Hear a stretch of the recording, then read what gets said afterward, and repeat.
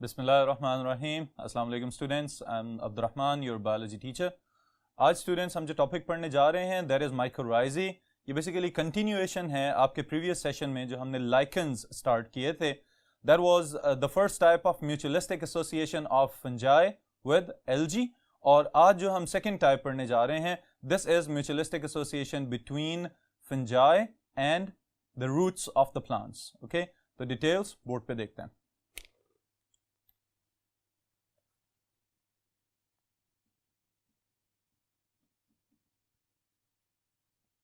All right, this is mutualistic symbiotic association in fungi. All right students, mutualistic symbiotic association से क्या मुराद है? इस तरह का ताल्लुक जिसमें कोई भी दो मुख्तलिफ इकसाम के जानदार आपस में मिल के रह रहे होते हैं और एक दूसरे को बाहम फायदा पहुंचा रहे होते हैं, that is mutualistic symbiotic association. Fungi के अंदर जो दो मुख्तलिफ इकसाम की सिम्बायोटिक एसोसिएशंस पाई जा रही हैं, इनमें से एक हम प्रीवियस सेशन में देख चुके हुए हैं और दूसरे को हम अभी डिटेल से देखेंगे। The first one was lichens and the second one is mycorrhizae. Alright, अब लाइकेंस में हमने ये देखा था कि this is the mutualistic association जिसमें एक हेटेरोट्रॉफिक पार्टनर है दैट इज फंजाई और दूसरा फोटोसिंथेटिक ऑटोट्रॉफिक पार्टनर है that is algae. Okay, mycorrhizae को जब हम देखें तो इसकी टर्म के ऊपर गौर करने से हमें यह पता चलेगा it consist of two different words. Okay, mykes that is the fungus, alright, और दूसरा जो वर्ड है that is rhizae from rhizoids and rhizoids are roots. यहां पे हम किसकी बात कर रहे हैं? Roots of the vascular plants. Alright students, these are the roots of vascular plants. अब सवाल ये पैदा होता है कि वेस्कुलर प्लांट्स क्या होते हैं? Okay, Vascular plants are normally known as higher plants. ऐसे पौधे कि जिनके अंदर जो conducting tissue है xylem और phloem मौजूद होता है, they are known as vascular plants, और generally इनको हम कहते हैं कि चूंकि इनके पास complex tissues मौजूद हैं बाकी bryophytes और mosses वगैरह की निस्बत, तो these are higher plants. Alright, अब students आपकी बुक में एक फिगर दिया हुआ है जो multiple choice question के लिए important है कि 95% of vascular plants they have this type of association जिसको हमने कहा है mycorrhizal association। अब mycorrhizae के अंदर एक partner fungus, it is again the heterotrophic partner, और दूसरा partner that is the roots of the vascular plants, और रूट्स हमेशा ग्रो कहां पे कर रही होती हैं? into the soil towards the substratum। Okay, अब अगर ये रूट्स सॉइल के अंदर ग्रो कर रही हैं तो फंजाई इनके लिए क्या फायदा पहुंचा रही है और प्लांट्स बदले में फंजाई को किस तरह से फायदा पहुंचाते हैं, इसको हम एनलिस्ट कर लेते हैं यहां पे। नंबर 1,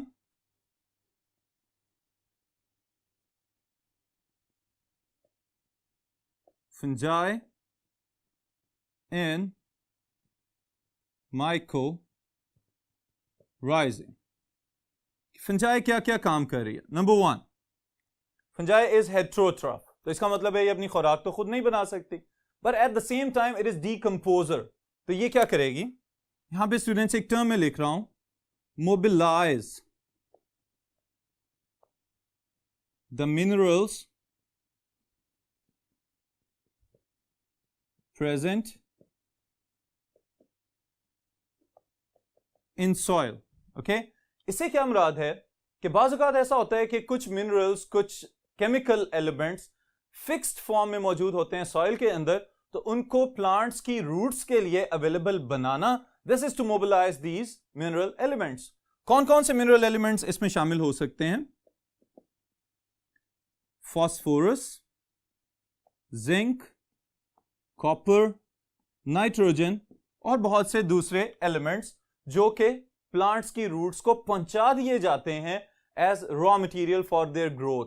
ओके अब फिर और क्या काम परफॉर्म कर सकती है फंगस?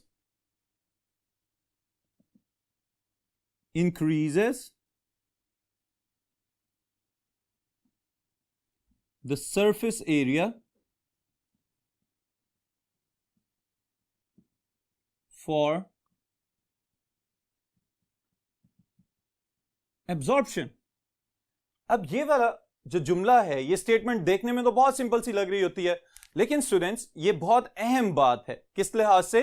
कि अगर प्लांट्स की रूट्स का स्ट्रक्चर देखें तो उसमें पहले से रूट हेयर्स मौजूद हैं to increase the surface area for absorption, लेकिन एट द सेम टाइम अगर जो रूट हेयर्स हैं उनके साथ असिस्ट करने के लिए फंगल हाइफे भी मौजूद हों कि जो न्यूट्रिएंट्स को और मिनरल्स को और इर्द गिर्द के केमिकल्स और वाटर को एब्जॉर्ब करके प्लांट्स तक पहुंचा दें, तो प्लांट की अपनी ग्रोथ पहले से डबल हो सकती है। तो इस वजह से सरफेस एरिया फॉर एब्जॉर्प्शन बढ़ जाए तो उसका अल्टीमेट फायदा किसको है? प्लांट्स को।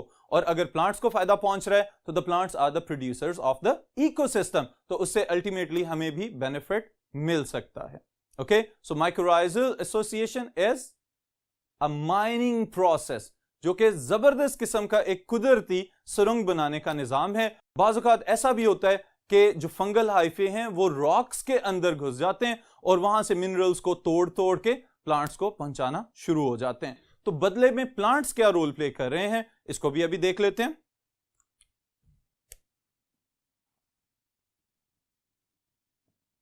प्लांट्स इन माइकोराइजिंग और माइकोराइजल एसोसिएशन। अब पौधे फंजाई को किस तरह से फायदा पहुंचा सकते हैं? नंबर 1,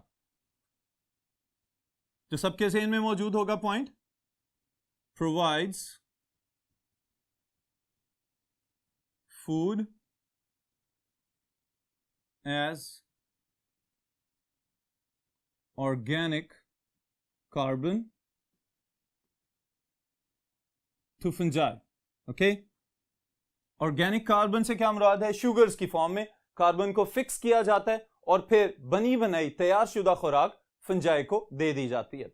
लेकिन दूसरा पॉइंट जो स्टूडेंट्स यहां पे मैं लिखने लगा हूं, ये आपके लिए एक एक्स्ट्रा इंफॉर्मेशन है लेकिन बहुत इंपॉर्टेंट है। Provides protection to fungi. किससे प्रोटेक्ट कर रहा है? फ्रॉम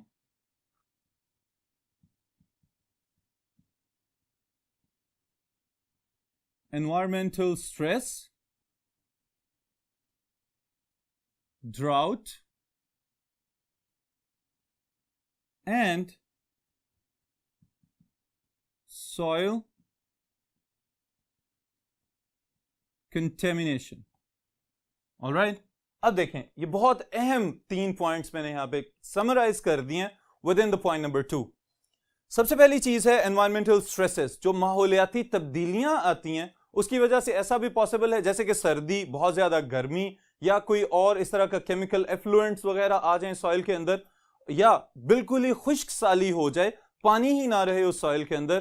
तो इन तमाम सूरतों में रूट्स का काम यह है कि अपने म्यूचुअल बेनिफिशियरी जो कि फंगस है यहां पे, जो उसको फायदा पहुंचा रहा है, उसकी हिफाजत करे ताकि जैसे ही फेवरेबल कंडीशंस आएंगी तो प्लांट दोबारा से उससे फायदा हासिल करने के लिए तैयार हो। ऑलराइट स्टूडेंट्स, तो ये एक इंपॉर्टेंट पॉइंट हमने यहां पे मजीद ऐड कर लिया। Okay, then there are 2 different types of माइकोराइजे।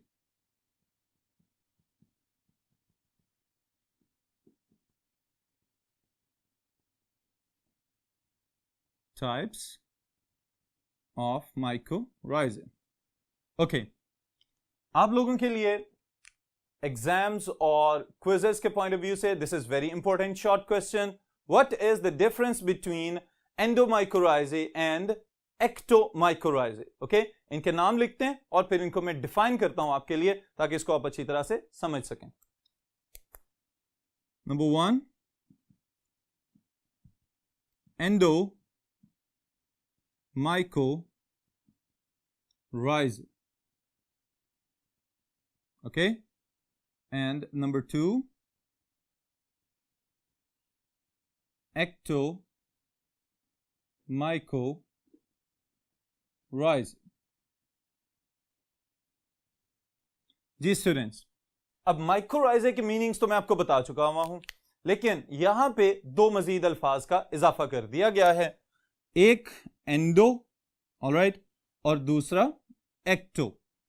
अब माइक्रोराइजल एसोसिएशन तो वहीं की वहीं रहेगी, लेकिन एंडो और एक्टो माइक्रोराइजे में क्या डिफरेंस है, तो उसके लिए स्टूडेंट्स इन फिगर्स की मदद से हम यहां पे देखते हैं। अब देखें, जो एंडोमाइक्रोराइजल एसोसिएशन है, in this type of association the hyphae they start to grow around the roots. Roots के इर्द गिर्द फैलना शुरू होते हैं, और फिर क्या होता है कि सेल्स के अंदर तक धंस जाते हैं, सेल वॉल्स को पेनिट्रेट करते हैं, उनके अंदर खुब जाते हैं, और साइटोप्लाज्म तक इनकी पहुंच हो जाती है। अब यहां पे एक अहम बात याद रखनी है कि एक चीज हमने पढ़ी थी, haustoria. Okay, haustoria are the rhizoids that are parasitic in nature. Okay, उनका काम क्या है, अपने होस्ट को नुकसान पहुंचाना। लेकिन स्टूडेंट्स, यहां पे ये जो हम एंडोमाइक्रोराइजल या एक्टोमाइक्रोराइजल देख रहे हैं, इन हाइफे का काम, फंजाई के हाइफे का काम प्लांट्स को नुकसान पहुंचाना कतन नहीं है, बल्कि उसको बेनिफिट्स पहुंचाएंगे। ऑलराइट, किस तरह से बेनिफिट्स पहुंचा रहे हैं, इस फिगर में देख लें आप कि बाहर से मिनरल्स को एब्जॉर्ब किया जाता है, और एब्जॉर्ब करने के बाद वो हाइफे चूंकि रूट हेयर्स की तरह मिनरल्स को और वाटर को सप्लाई कर रहे हैं to the outer cells of the cortex, वहां तक इनकी पहुंच है, फिर उसके बाद इनको फर्दर वेस्कुलर टिश्यूज तक कंडक्ट कर दिया जाएगा। ऑन द अदर साइड, एक्टोमाइक्रोराइजे में अगर देखा जाए तो एक्टो, आउटसाइड, इससे क्या मुराद है कि in this type of mycorrhizal association the fungal hyphae will not penetrate into the cells. यहां पे हाइफे सेल्स के अंदर घुसने की कोशिश नहीं करते, बल्कि उनकी सेल वॉल्स के साथ साथ ट्रेवल करते रहते हैं और अपना काम फिर भी कर जाते हैं। सेल वॉल्स के दरमियान में प्लाज्मोडेस्माटा की तरह के पोर्स मौजूद होते हैं, जहां से ये मिनरल्स को एक्सचेंज कर लिया जाता है between the fungal hyphae and the cells of the cortex. Okay students, तो इसको हम अभी यहां पे स्टेट भी कर लेते हैं, ताकि अगर शॉर्ट क्वेश्चन में आ जाए तो आप इसको किस तरह से लिखेंगे।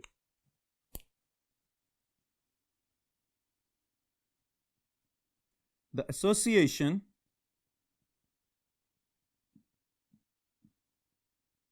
between fungal hyphae and plant root cells, in which hyphae penetrate into the outer cells of the root. Alright students, यहां पे फिर 3 और चीजें मैं ऐड करने लगा हूं।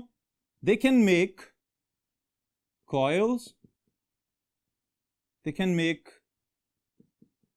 swellings and minute branches.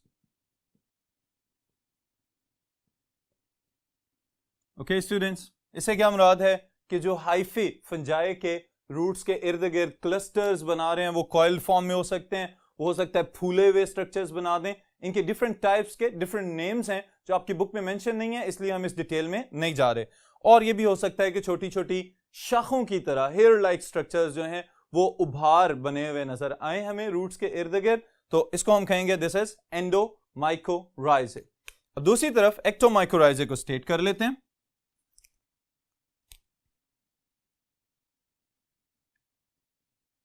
The association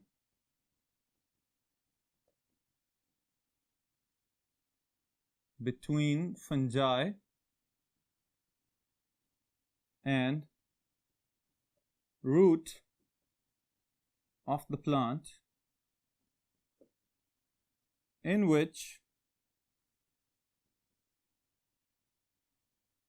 the hyphae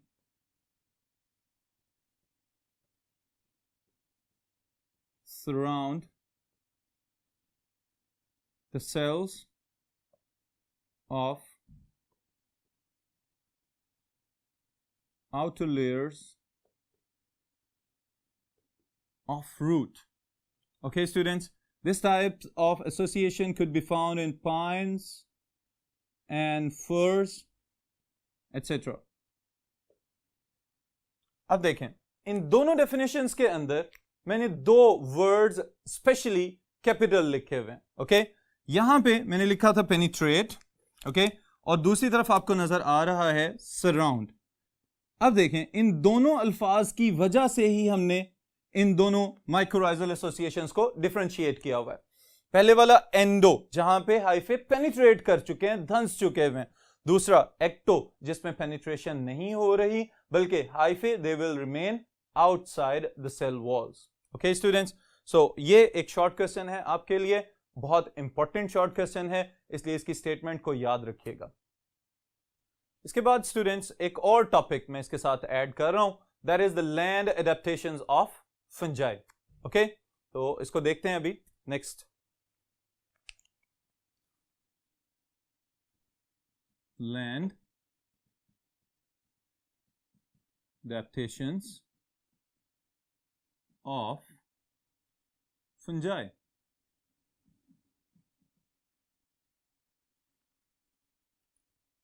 ji students, adaptations से क्या मुराद है कि इस किस्म की तब्दीलियां जो फंजाई ने अपने अंदर पैदा की हैं ताकि वो जमीन के ऊपर, चूंकि खुश्क एनवायरनमेंट है, टेरेस्ट्रियल एनवायरनमेंट है, तो यहां पे वो अपनी कामयाब जिंदगी किस किस तरह से गुजार सकती है.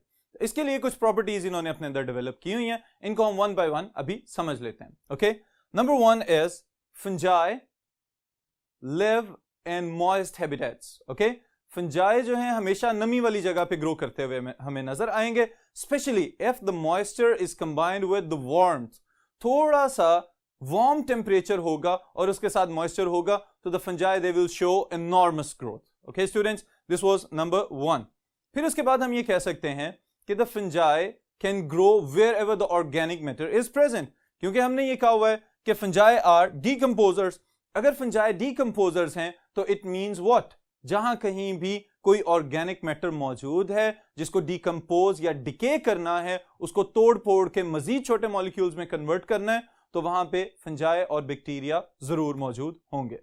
Number three is the significant structural component of fungi and that is chitin. Okay, अब काइटिन क्या कर रही है यहां पे? It is present as the outermost layer of the fungal cells, cell wall के तौर पे मौजूद है. And chitin itself is a resistant structure जो कि फंजाई को बजाते खुद डिके से रेजिस्टेंस प्रोवाइड कर रही है. उसके साथ स्टूडेंट्स एक बड़ी अहम बात, हम कहते हैं कि फंजाई और बैक्टीरिया दोनों डीकंपोजर्स हैं. क्या बैक्टीरिया अच्छे डीकंपोजर्स हैं या फंजाई बेहतर डीकंपोजर्स हैं?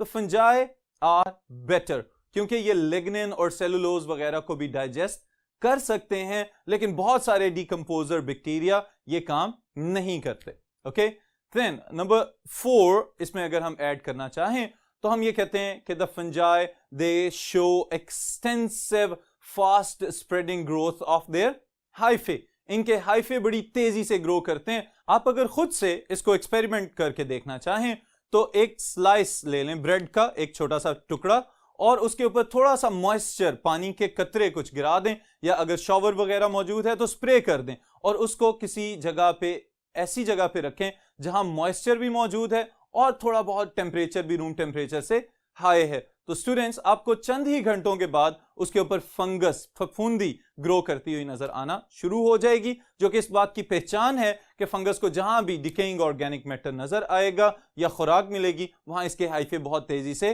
ग्रो कर जाते हैं. और इस तेज ग्रोथ की एक और वजह है, that is the cytoplasmic streaming with in the hyphae. क्योंकि सेल्स के जो सेल वॉल्स हैं, पार्टीशंस हैं, उनके अंदर सुराख होते हैं छोटे छोटे, तो वहां से ये साइटोप्लाज्म खुद ब खुद आगे पीछे मूव करता रहता है to equally distribute the nutrients. Okay, फिर उसके बाद अगला पॉइंट अगर हम देखें तो इसमें हम ये बात शामिल कर सकते हैं कि the fungi how they pass और surpass the drastic conditions of the environment. अगर ऐसा हो कि माहौल में बहुत सारी ऐसी तब्दीलियां आना शुरू हो जाएं कि जो फंजाई की ग्रोथ के लिए फेवरेबल नहीं है, तो उस सूरत में फंजाई क्या करते हैं, या तो अपनी रेस्टिंग स्टेज में चले जाते हैं, सो जाते हैं बहुत ज्यादा अरसे के लिए, स्पेशली उसको डॉर्मेंसी कहा जाता है, या फिर ऐसा होता है कि रेजिस्टेंट स्पोर्स बना लेते हैं, और ये जो स्पोर्स हैं ये फर्दर किसी भी किस्म की एक्सटर्नल एक्सट्रीम कंडीशंस में आराम से गुजारा कर सकते हैं। जैसी फेवरेबल कंडीशंस दोबारा आएंगी, साथ ही ये फंजाई के जो स्पोर्स हैं या जो भी फंगल स्पीशीज है ये दोबारा से अपनी ग्रोथ को कंटिन्यू कर लेगी। ऑलराइट स्टूडेंट्स, फिर उसके बाद अगर हम नेक्स्ट पॉइंट देखें तो that is again about the reproductive structures. Fungi non flagellated sales बना चुकी है, इसके पास कुछ इस तरह के रिप्रोडक्टिव सेल्स मौजूद हैं जिनको अपने डिस्पर्सल के लिए, अपने फैलाव के लिए पानी के ऊपर डिपेंडेंट नहीं होना पड़ता। बहुत सारे ऐसे स्पोर्स हैं कि जो हवा के जरिए डिस्पर्स कर दिए जाते हैं। यही वजह है कि थोड़ी सी हवा चले, विंड, तो उसके साथ बहुत सारे फंगल स्पोर्स बहुत लंबा फासला तय कर सकते हैं। तो इस लिहाज से now they are no more dependent on water for their dispersal और reproduction. Okay, then next point अगर हम देखें स्टूडेंट्स तो दैट इज रियली इंपॉर्टेंट।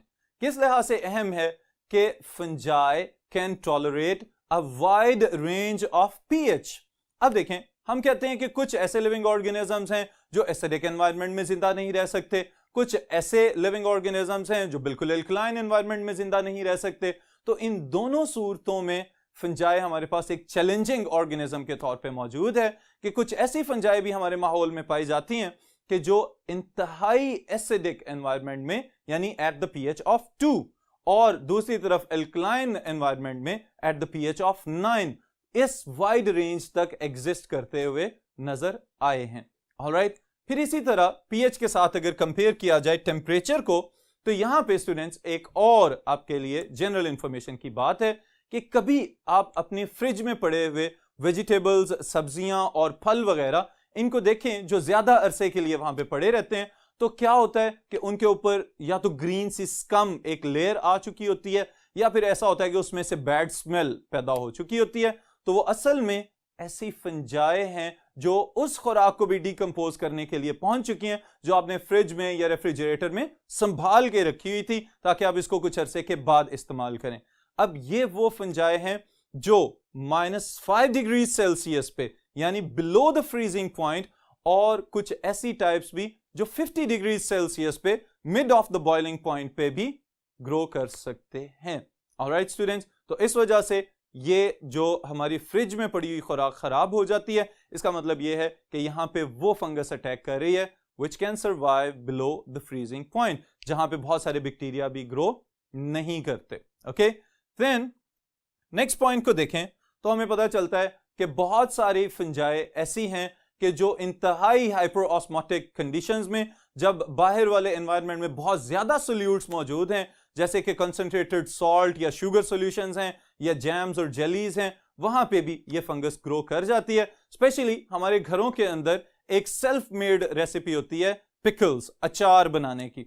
वहां पे स्टूडेंट्स बहुत सारे स्पाइसेस भी मौजूद हैं और ऑयल्स भी मौजूद हैं। ओके, अब ये जितने भी स्पाइसेस और ऑयल्स वगैरह मौजूद हैं, बाज़ औक़ात इनके ऊपर भी अगर मॉइस्चर आ जाए, नमी आ जाए, तो उसके ऊपर भी वाइट कलर की या ग्रीनिश कलर की एक लेयर ग्रो करती हुई नजर आती है। That is also the fungus. Okay, तो उस सूरत में भी आपके खाने वाली चीजें खराब हो चुकी होती हैं।